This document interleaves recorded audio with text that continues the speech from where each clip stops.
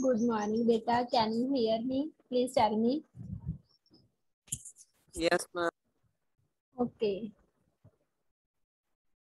जैसे तुम मैथ्स का सेकंड कर रहे हो ना चैप्टर, लेकिन वो भी फर्स्ट से ही रिलेटेड है। फर्स्ट चैप्टर जब तक नहीं करोगे तुम्हारे कॉन्सेप्ट क्लियर नहीं होंगे। तो आज मैं लगा रही हूँ क्लास, तो मैं जितने दिन मैं लगाऊंगी मैं फर्स्ट ही करवाऊंगी, ठीक है। तो अगर है ना तो क्लियर हो जाएगा आपका सारा कॉन्सेप्ट। बिकॉज जो फर्स्ट से लेकर 16 तक जितने भी चैप्टर हैं, probability, relation and function, complex number, वो सभी सेट से ही बने हैं। सेट उनका बेसिक है, तो इसीलिए we are starting with first chapter, ठीक है। सबसे पहले स्टार्ट देखो, सेट जो था वो किसने डिस्कवर किया था? सेट की जो थ्योरी थी वो जर्मन मैथमेटिशियन जॉर्ज कैंटोर था, 1845 से 1918 तक। इसने सेट की थ्योरी को डेवलप किया था। कब डेवलप किया था? वो क्या कर रहा था, ट्रिग्नोमेट्रिक सीरीज की प्रॉब्लम्स के ऊपर काम कर रहा था। उसी टाइम उसका ये क्या हो गया, डेवलप हो गया सेट की थ्योरी। और जो सेट का कॉन्सेप्ट है वो ऑलमोस्ट मैथ की हर ब्रांच में यूज किया जाता है। कॉन्सेप्ट ऑफ रिलेशन फंक्शन को डिफाइन करने के लिए, ज्योमेट्री की स्टडी, सीक्वेंसेस की स्टडी, प्रोबेबिलिटी की स्टडी, इन सभी चीजों की स्टडी के लिए हमें सेट की नॉलेज होना जरूरी है। That's why this is the first chapter of your mathematics book. तो देखो, बहुत इजी और बहुत इंटरेस्टिंग चैप्टर है। सेट होता क्या है, रिप्रेजेंटेशन क्या होती है इसकी। सेट, सबसे पहले सेट वर्ड का मतलब क्या है कि ये वेल डिफाइंड कलेक्शन होता है ऑफ ऑब्जेक्ट्स, ठीक है। हम कैसे पढ़ते हैं इसको? Set is defined as the well defined collection of, set is a collection of well defined and well distinguished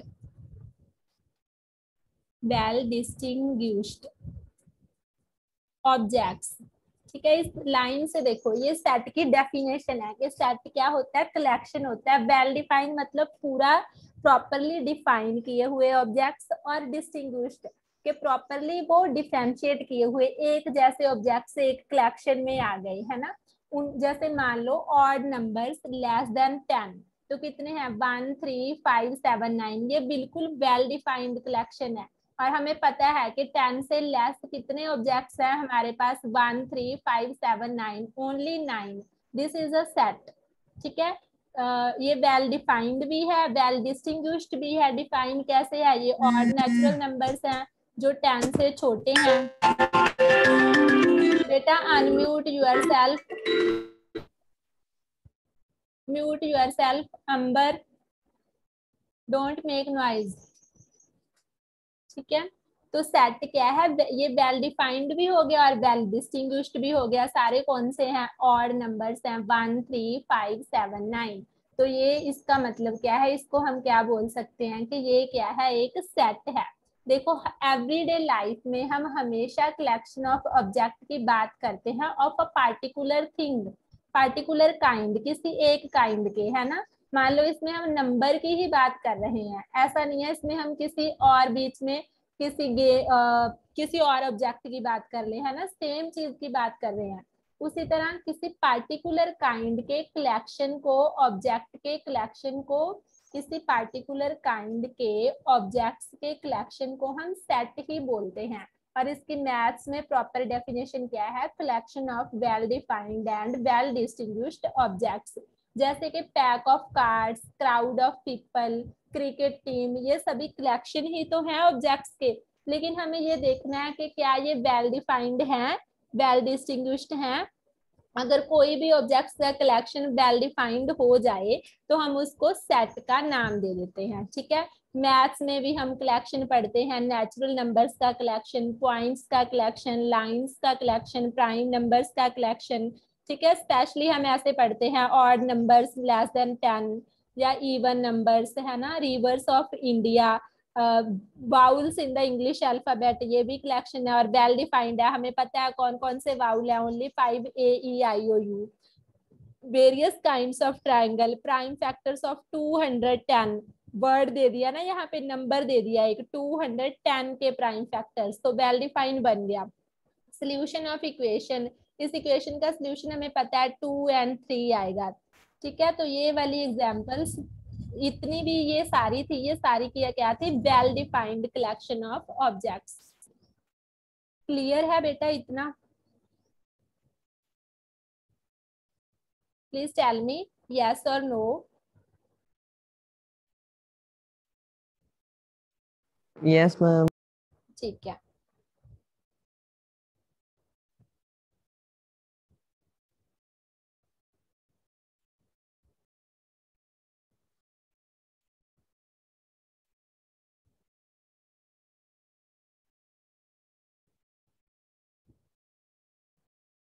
इसके बाद देखो कुछ और एग्जांपल्स गिवन है।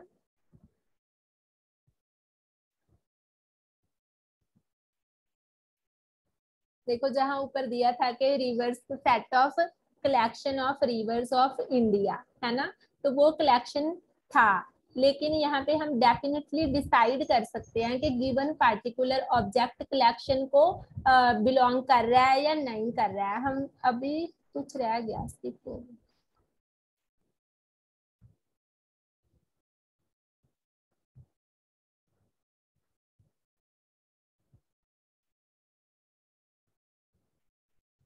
हाँ, तो मान लो जैसे रिवर का एग्जांपल दे दी कि कौन उसको बिलोंग करता है कौन नहीं। ऊपर हमने लिखा था collection of odd numbers less than 10, तो अगर 11 लिख दें हम, तो हमें पता है वो उस कलेक्शन को बिलोंग नहीं करेगा। 11 लेस देन 10 तो नहीं है, लेकिन वो ऑड नंबर है। उसी तरह रिवर वाले में, जैसे रिवर नील है, वो इंडिया का नहीं है, इसीलिए does not belong to the collection of river of India.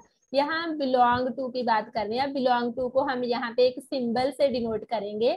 आज ही हमने फिजिक्स में किया था बिलोंग्स टू, वहां पे हमने अपसाइलन का सिंबल पढ़ा था, है ना, कि ये अपसाइलन होती है। वहां अपसाइलन एक कांस्टेंट को डिनोट कर रहा था। यहाँ अपसाइलन हम किसके लिए यूज करेंगे, बिलोंग्स टू के लिए। देखो अलग अलग नंबर्स अलग अलग सब्जेक्ट में अलग अलग चीज को डिफाइन करते हैं। यहाँ पे अपसाइलन के सिंबल को हम बिलोंग्स टू लिखना होगा यहाँ पे, वहां अब साइलेंट डाल देंगे, ठीक है। और हमें पता है रिवर गंगा क्या है, वो इंडिया के उस सेट को क्या कर रहा है, बिलोंग कर रहा है। मैथ्स में हम कैसी एग्जांपल्स देख सकते हैं सेट की, N is set of natural numbers, N के साथ डिनोट करते हैं। सेट ऑफ इंटीजर जेड के साथ डिनोट करते हैं। Set of rational number Q के साथ डिनोट करते हैं। Set of real numbers capital R के साथ डिनोट करते हैं। सेट ऑफ पॉजिटिव इंटीजर, इसको जेड प्लस क्यू प्लस, है ना, positive rational R plus positive real numbers. तो देखो अगर मैं तुम्हें बोल दूं किसी को भी कि सभी सब बच्चों को बोल दिया कि अपने कोई भी मोस्ट फेवरेट एक्टर्स के नाम बताओ, तो किसी के लिए वो कोई और 5 होंगे, किसी के लिए कोई और 5 होंगे, है ना, तो वो वेल डिफाइन नहीं हुआ। अगर बोला है कि क्लास में 80% से ऊपर वाले बच्चों के मार्क्स बताओ इन क्लास 8th, तो तुम वेल डिफाइन हो गया कि तुम्हें पता है कि ये वाले 5 स्टूडेंट्स हैं जिनके 80+ मार्क्स हैं, तो वो तो बन गया सेट। लेकिन अगर हम किसी चीज को वेल डिफाइन नहीं कर सकते, जैसे बोल दिया cricketers of best cricketers of India, तो किसी के लिए तो कोई सा बेस्ट है, किसी के लिए कोई और बेस्ट है, तो वो वेल डिफाइन नहीं हुआ। लेकिन अगर बोला गया है कि इन अ पार्टिकुलर मैच, के ये वाले मैच में, है ना, इन 5 प्लेयर्स गिवन है हमें कि ये वाले 5 प्लेयर में से कौन सबसे बेस्ट कौन खेला था, तो उसका तो एक नाम है या 2 नाम है, वो सबके लिए सेम होगा, है ना। तो ऐसा है, उसी तरह वो कलेक्शन ऑफ वो सेट बन गया। लेकिन कुछ कलेक्शन सेट नहीं होते, तो सेट के लिए क्या होना जरूरी है, वेल डिफाइन होना जरूरी है। जैसे कि बोल दिया collection of 5 most renowned mathematicians of the world, ये वेल डिफाइंड नहीं है, बिकॉज यहाँ पे मैथमेटिशियन वेरी करेगा, किसी को कोई मैथमेटिशियन अच्छा लगेगा, किसी के लिए कोई और बेस्ट होगा, किसी के लिए कोई और होगा। इसीलिए सेट क्या होता है, well defined collection of objects होता है। क्लियर है इतना? Yes ma'am. ठीक है, तो उसी तरह देखो अब बिलोंग्स टू वाला आ गया।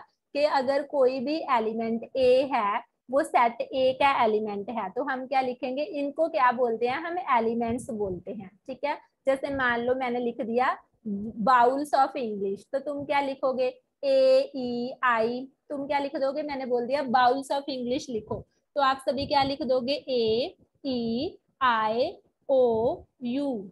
ये इन पांचों को हम क्या बोलेंगे, ये अब हमें पता है ये वेल डिफाइंड कलेक्शन है, तो हमें पता चल गया कि ये क्या है, सेट है। अब इन पांचों को हम क्या बोलेंगे कि ये क्या है, एलिमेंट्स हैं सेट के या फिर मेंबर्स हैं सेट के, और इनको हम ब्रैकेट्स में स्पेशल करली ब्रेसेस यूज की जाती हैं सेट को रिप्रेजेंट करने के लिए। देखो अब रिप्रेजेंटेशन ऑफ सेट करते हैं। पहले तो बिलोंग्स टू, अगर आपसे कोई पूछे कि जो ये वाला सेट है इसमें क्या यू बिलोंग करता है इस सेट को, तो आप बोलोगे yes you belongs to this set. मान लो इसका नाम बी दे दिया, yes you belongs to B. अगर पूछा एम बिलोंग करता है, then you will said no it does not belongs to this set. ठीक है, तो अगर कोई भी इसी तरह अगर ए किसी सेट ए का एलिमेंट है और ए को बिलोंग कर रहा है कैपिटल ए को, तो हम उसके लिए सिंबल यूज करेंगे बिलोंग्स टू फ्रेज के लिए, ये वाला एप्सिलॉन का सिंबल जो हमने आज फिजिक्स में भी किया था, वहां पे ये कांस्टेंट के लिए था, यहाँ पे क्या है, ये बिलोंग्स टू वर्ड के लिए। अगर बी कोई ऐसा एलिमेंट है जो बिलोंग नहीं कर रहा सेट ए को, तो हम इसमें ये स्लैश डाल के लिखेंगे B does not belongs to A. इसका एप्सिलॉन के बीच अगर ये लाइन लगा दी तो इसका मतलब है B does not belongs to A. तो ऐसे लिखते हैं हम, देखो मान लो in the set B of vowels in the English alphabet A belongs to B but B does not belongs to B. अगर कोई प्राइम नंबर्स का सेट है, प्राइम फैक्टर्स ऑफ 30 की बात कर रहे हैं, 30 के प्राइम फैक्टर कौन से हैं, 3 है 5 है, लेकिन 15 तो प्राइम नहीं है ना, तो 15 does not belong to P but 3 belongs to P. ये पता चल गया एलिमेंट्स क्या होते हैं और बिलोंग टू और डज नॉट बिलोंग्स टू का सिंबल समझ आया। Yes, ma'am. इसके बाद सेट को हम टू फॉर्म्स में रिप्रेजेंट कर सकते हैं। टू फॉर्म्स कौन कौन सी हैं उसकी, एक रोस्टर और टैबुलर फॉर्म, एक सेट बिल्डर फॉर्म। ठीक है, और सबसे पहले सारे के सारे सेट के जितने भी एलिमेंट्स हैं उनको हम कॉमा के साथ सेपरेट करते हैं और उनको ये वाले करली ब्रेसेस में लिखते हैं। जैसे मैंने ऊपर ए ई आई ओ यू लिखा था, उससे तो सिर्फ यही पता चल रहा था कि ये बाउल्स का कलेक्शन है, लेकिन अगर हम उसको ऐसे करली ब्रेसेस में लिखेंगे और सभी को कॉमा के साथ सेपरेट करेंगे तो हम उसको देख के बोलेंगे कि ये एक सेट है। ठीक है, तो सेट की दो फॉर्म्स में लिख सकते हैं, एक हम रोस्टर और टैबुलर फॉर्म, एक set builder form. Set builder form जिससे हम सेट बिल्ड कर सकते हैं, टैबुलर जो हमने ऑलरेडी की थी। देखो कैसे, जैसे मैंने ब्रैकेट्स यहाँ पे कीपैड में ये वाले ब्रेसेस नहीं है तो इसीलिए मैं ये डाल रही हूँ, वैसे ये वाले ब्रैकेट नहीं होते, ध्यान में रखना है, यही वाले ब्रेसेस यूज करने हैं। ठीक है, फॉर रिप्रेजेंटिंग सेट, ये करली ब्रेसेस स्पेशल फॉर सेट की डिनोट के सेट को डिनोट करने के लिए है। अगर ए ई आई ओ यू मैंने ऐसे लिखा है तो ये क्या हो गया, रोस्टर और टैबुलर फॉर्म, ये सेट बन गया, लेकिन यहाँ पे करली ब्रैकेट ही लगाना है। ठीक है, और उसके बाद अगर मैं इसको किसमें लिखूं, टैबुलर सेट बिल्डर फॉर्म में, तो मैं लिखूंगी एक्स इज, जैसे मान लो इस सेट का नाम ए है, ए इज इक्वल टू फिर यही वाला करली ब्रैकेट लगाऊंगी एक्स, फिर ये दो कॉलन लगाऊंगे जिसको आप सच दैट बोलते हैं, एक्स इज आ बाउल। ठीक है, एक्स क्या है, कोई बाउल है या फिर it is a collection of bowls, तो ये क्या है, ये उसकी सेट बिल्डर फॉर्म है। अब अगर मैंने ऐसे दे दिया तो इससे आप सीधा ये बना सकते हो ना कि आपको पता चल गया कि एक्स किसके इक्वल हो सकता है, या तो वो ए हो सकता है, या वो ई हो सकता है, या वो आई हो सकता है, या वो ओ हो सकता है, या वो यू हो सकता है। ठीक है, तो ये वाली फॉर्म को हम रोस्टर और टैबुलर फॉर्म बोलते हैं। और जो एक्स इज अ वॉवल लिखा है इसको हम ऐसे प्रोनाउंशिएट करते हैं, A is equal to X such that X is a vowel. ठीक है, या फिर every element of set is a vowel, तो ये कौन सी होगी, सेट बिल्डर फॉर्म। इससे हम अगर रोस्टर फॉर्म बनानी हो तो हम क्या लिख देंगे, A is equal to A E I O U, और इन यहाँ पे ये गोल वाले ब्रैकेट नहीं, ओपन ब्रैकेट नहीं आएंगे, ये ओपन ब्रैकेट्स हैं, ये कर्ली ब्रैकेट ही आएंगे, curly braces to represent set. तो सेट को हम टू फॉर्म्स में रिप्रेजेंट कर सकते हैं, एक रोस्टर और टैबुलर फॉर्म। रोस्टर और टैबुलर फॉर्म कौन सी है, ये वाली ए ई आई ओ यू, साथ में ओपन ब्रैकेट की जगह ये कर्ली ब्रेसेस। सेट बिल्डर कौन सी है, जो सेट को बिल्ड कर रही है, X such that X is a vowel. Clear है दोनों फॉर्म्स? टेल मी बेटा।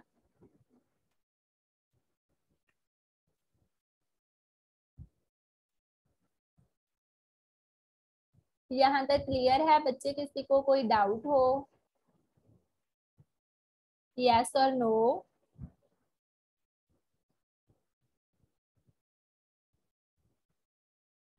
जासप्रीत, युवराज, अंबर, आंसर दो बच्चे।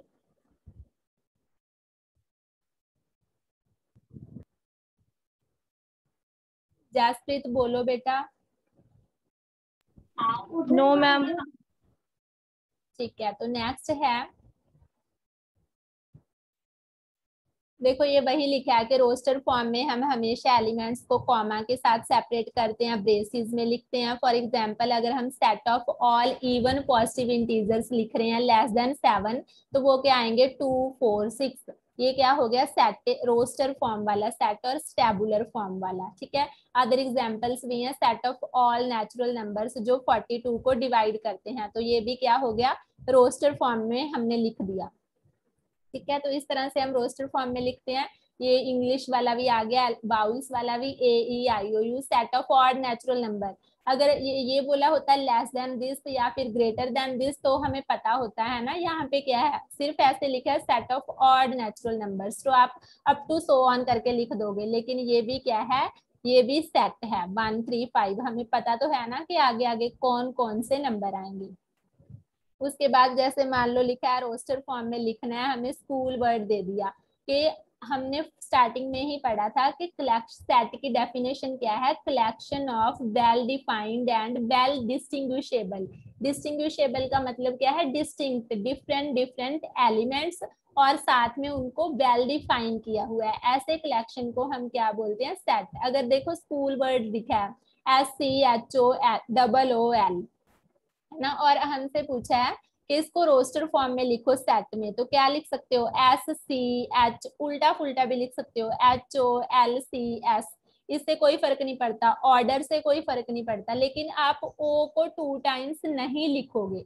ठीक है, बिकॉज हमारी डेफिनेशन ही क्या है, collection of well defined and well distinguished objects. Distinguishable elements होने चाहिए, डिफरेंट एलिमेंट्स होने चाहिए और वेल डिफाइंड एलिमेंट्स होने चाहिए, उन्हीं के कलेक्शन को हम क्या बोलते हैं, सेट बोलते हैं। क्लियर है इतना?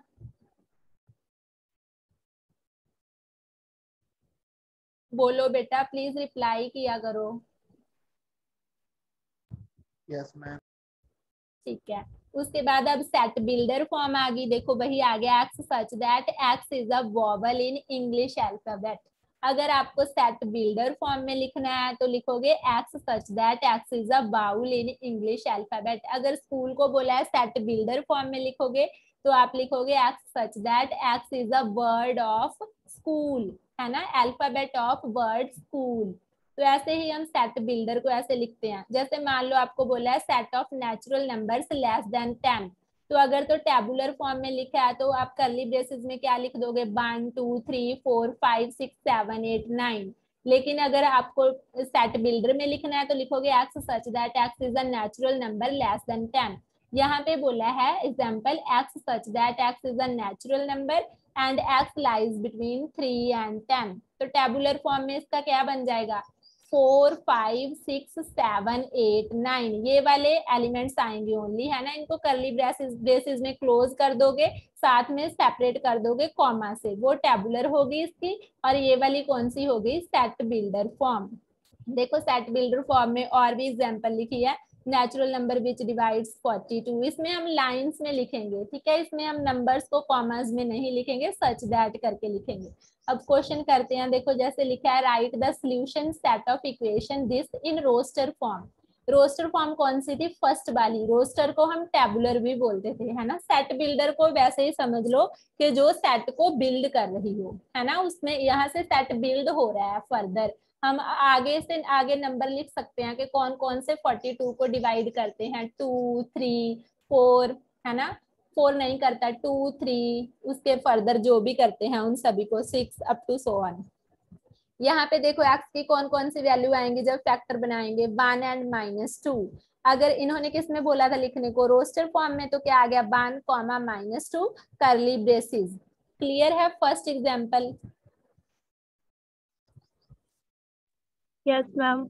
तो अगर यही लिखते बोल देते वो कि इसको किस में रिप्रेजेंट करो, इन सेट बिल्डर फॉर्म, तो ऐसे ही लिख देते x such that x belongs to x square plus x minus 2 is equal to 0। मतलब इस इक्वेशन को सॉल्व करके जो x की वैल्यू आएंगी वहां से हमारे पास सेट बनेगा।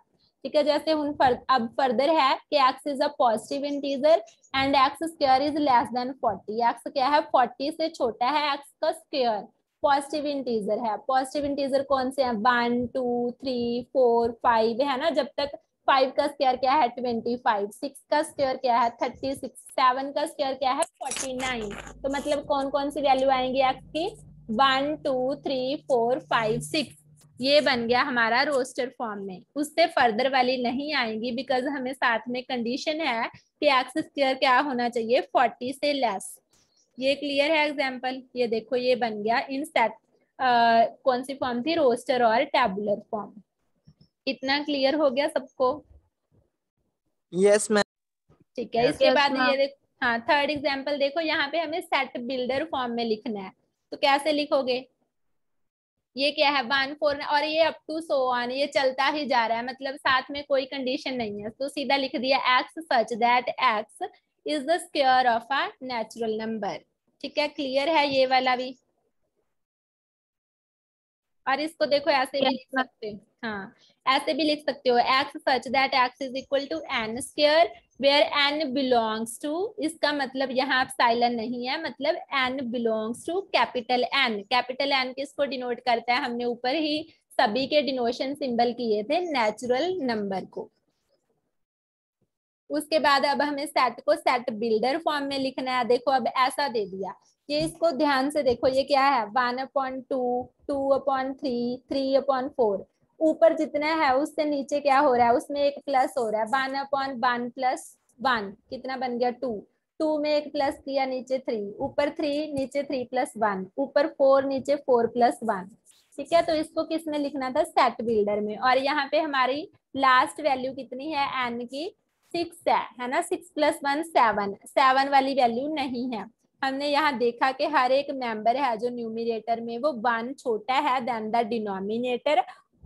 और न्यूमिनेटर कहाँ से स्टार्ट हो रहा है, 1 से, और खत्म कहाँ पे हो रहा है, 6 पर, है ना। और डिनोमिनेटर कहाँ पे खत्म हो रहा है, 7 पर। तो हम इसको कैसे लिख सकते हो, एक्स सच, ये सेट बिल्डर फॉर्म में लिखना है। रोस्टर में तो ये ऑलरेडी है, X such that X is equal to n/n + 1।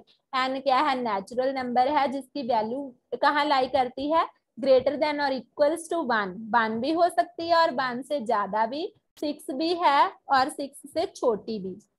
ठीक है, मतलब n की वैल्यू कितनी है, 1 2 3 4 5 6। तो ये साथ में इक्वल्स टू का साइन भी है बिकॉज 1 और 6 भी है। तो यहाँ पे इसको थिंक करके सोचना है कि ये कैसी फॉर्म बन रही है। जनरल फॉर्म बना ली और वहां पे ये लिख दिया, तो ये बन गया सेट बिल्डर फॉर्म में। तो देखो अब इनको मैच करना है। अब करो, मुझे बताओ फर्स्ट किसके साथ मैच होगा। मैच करना है लेफ्ट साइड वाले सेट को, जो कि लेफ्ट साइड में रोस्टर फॉर्म में गिवन है, रोस्टर को टेबुलर भी बोलते हैं। सेकंड साइड पे सारे सेट बिल्डर फॉर्म में है। अब जीरो बताओ मुझे, जीरो किसके साथ मैच होगा। इधर देखो एक्स की वैल्यू 0 कौन से में बन रही है, फर्स्ट में एक्स पॉजिटिव इंटीजर है और 18 का डिवीजर है ना। सेकंड में क्या है, एक्स इंटीजर है, x² - 9 = 0 है। और थर्ड में क्या है, x is an integer, x + 1 = 1। Fourth में क्या है, x is the letter of the word principal. ठीक है, तो देखो सी वाला ऑप्शन देखो, उसमें क्या है, X is an integer, X एक इंटीजर है और x plus 1 is equal to 1। अगर x की वैल्यू फाइंड आउट करो तो क्या आ जाएगी, x is equal to 1 minus 1 that is 0। तो सेकंड किससे मैच हो गया, c से। ठीक है, उसी तरह first principal, x is a letter of the word principal. मैंने बोला था रिपीट नहीं करना, सेट की डेफिनेशन ही क्या है कि एलिमेंट्स डिस्टिंक्ट होने चाहिए। कौन कौन से आएंगे, P R I N C A L. I और पी टू टाइम्स था, लेकिन सेट में हम 1 टाइम्स ही लिखेंगे जब हम सेट की फॉर्म लिख रहे होंगे, रोस्टर फॉर्म। उसके बाद 3 और -3 इसमें आ गया कि x एक इंटीजर है, और यहाँ पे अगर हम इसको a square minus B square लगाओ, ये क्या बन जाएगा, x minus 3 x plus 3 equal to 0। x की वैल्यू क्या आ गई, प्लस माइनस 3। अब पॉजिटिव इंटीजर और 18 का डिवीजर कौन कौन से हैं, 1 2 3 6 9 18, जो 18 को डिवाइड कर रहे हो। क्लियर है, ये match the column. Yes, ma'am. कोई डाउट हो you can ask now. Exercise आपको खुद से ही करनी है। पहले फर्स्ट वाले में देखो, ये बताओ मुझे, फर्स्ट क्वेश्चन है कलेक्शन ऑफ, इसमें फर्स्ट में यही बताना है कि कौन सा सेट है कौन सा नहीं है, और जो सेट है वो क्यों है, जो नहीं है वो क्यों नहीं है। फर्स्ट में collection of all the months of a year beginning with letter J. पहले तो ये बताओ ये वेल डिफाइंड है या नहीं, यस और नो।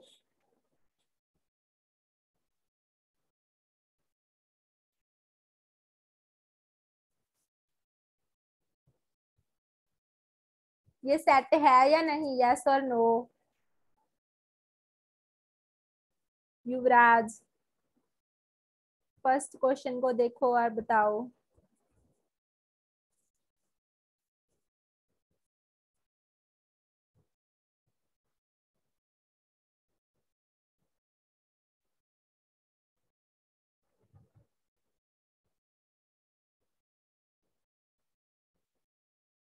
बताओ बेटा, जासप्रीत आप बताओ।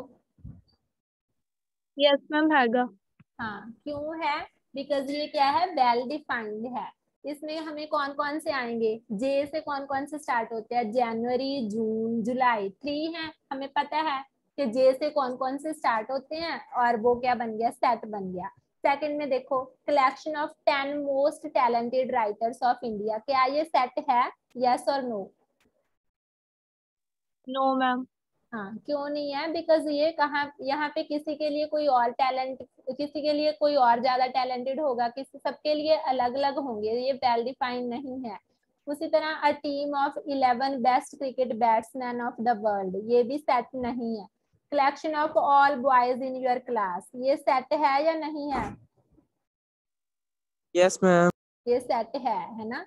All natural number less then 100, हाँ जी, ये सेट है। इसमें क्या है, 100 से लेस है, तो ये भी क्या हो गया, सेट हो गया।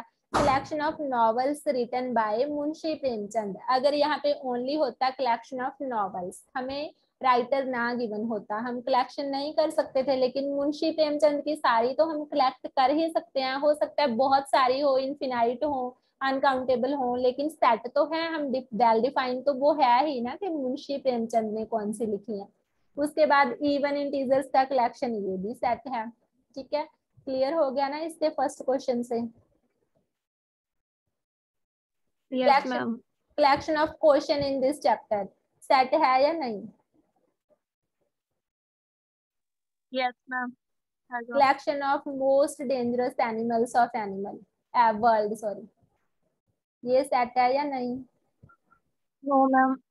ठीक है, तो देखो अब सेकंड क्वेश्चन देखो, 1 2 3 4 5 6, ये क्या है, सारे एलिमेंट्स हैं किसके, ए के, रोस्टर फॉर्म में लिखा है, हमें सिर्फ इंसर्ट करना है बिलोंग टू और डज नॉट बिलोंग्स टू। 5 में क्या आएगा, बिलोंग टू और डज नॉट बिलोंग टू ए। 5 इसके अंदर है या नहीं, Ma'am belongs हाँ to ma'am. आएगा। हाँ, तो सेकंड में 8 बिलोंग्स टू और not belongs to A. Not belongs to 0 belongs to और not belongs to. belongs to। हाँ, तो ये तो कर लोगे आप, सेकंड पार्ट है ना, जो इसमें है उसमें बिलोंग टू आ जाएगा, जो नहीं है वो डज नॉट बिलोंग टू। अब थर्ड में हमें सेट बिल्डर फॉर्म गिवन है, इसको हमें रोस्टर फॉर्म में लिखना है। देखो हमें रोस्टर फॉर्म के लिए क्या करना होगा, पहले करली ब्रेसेस तो दोनों में ही है, पहले करली ब्रेसेस, उसमें हमें एक्स, इसमें से हम एक्स की वैल्यूज फाइंड आउट कर लेंगे, उसको बस कॉमा पाके लिखते जाएंगे नंबर्स में। एक्स एक इंटीजर है, पहली बात तो वो इंटीजर है, नेगेटिव भी हो सकता है, पॉजिटिव भी, जीरो भी, लेकिन कहाँ कहाँ से, -3 से 7 तक। -3 के इक्वल भी हो सकता है लेकिन 7 के इक्वल नहीं है, तो क्या आ जाएगा, -3, -2, -1, 0, 1, 2, 3, 4, 5, 6। तो यहाँ तक क्या हो गया, X is an integer. Clear है ये। उसी तरह B part, natural number less than 6, 1, 2, 3, 4, 5, ठीक है। उसी तरह सी में 2 डिजिट नेचुरल नंबर, जो जिसका सम क्या हो, 8 हो। कौन कौन से का 8 बनेगा, देखो बनाकर, 1 एंड 7, तो फर्स्ट आ गया 17, उसके बाद नेक्स्ट आ गया 2 एंड 6। ये आप खुद करोगे, ठीक है, अपना दिमाग लगाओगे और एक्सरसाइज सारी इजी हो जाएगी। उसी तरह सेट बिल्डर फॉर्म वाला, सेट बिल्डर में इसमें बिल्ड करना है। देखो इसमें क्या है, ये इवन नंबर्स हैं और इसमें ऑड, इवन नहीं है, ये 3 के मल्टीपल्स हैं लेस देन 12, ये इवन नंबर्स का सेट है। तो ये सारे आपको जैसे एग्जांपल्स करवाई हैं वैसे ही एक्सरसाइज करनी है। इसमें भी सारे एलिमेंट्स लिखने हैं, मतलब रोस्टर फॉर्म में लिखना है। और लास्ट वाला क्या है, मैच द कॉलम। तो फर्स्ट एक्सरसाइज आज आप ट्राई करोगे सारी और सॉल्व हो गई, तो अगर कोई डाउट हुआ वो आप कल पूछोगे, ठीक है। अभी कोई डाउट हो और पूछ सकते हो कि सेट क्या है, रिप्रेजेंटेशन क्या है, डेफिनेशन में कहीं कोई डाउट हो, प्लीज टेल मी यस और नो।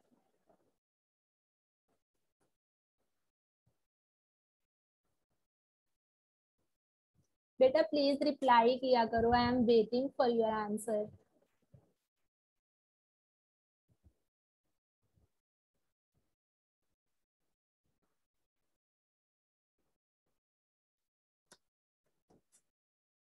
तो आपका होमवर्क है, फर्स्ट एक्सरसाइज 1.1 कंप्लीट करनी है। अगर कोई भी डाउट आए then you can ask tomorrow, ठीक है। Okay ma'am. Okay Okay, ma'am. ठीक है, यू कैन लीव नाउ।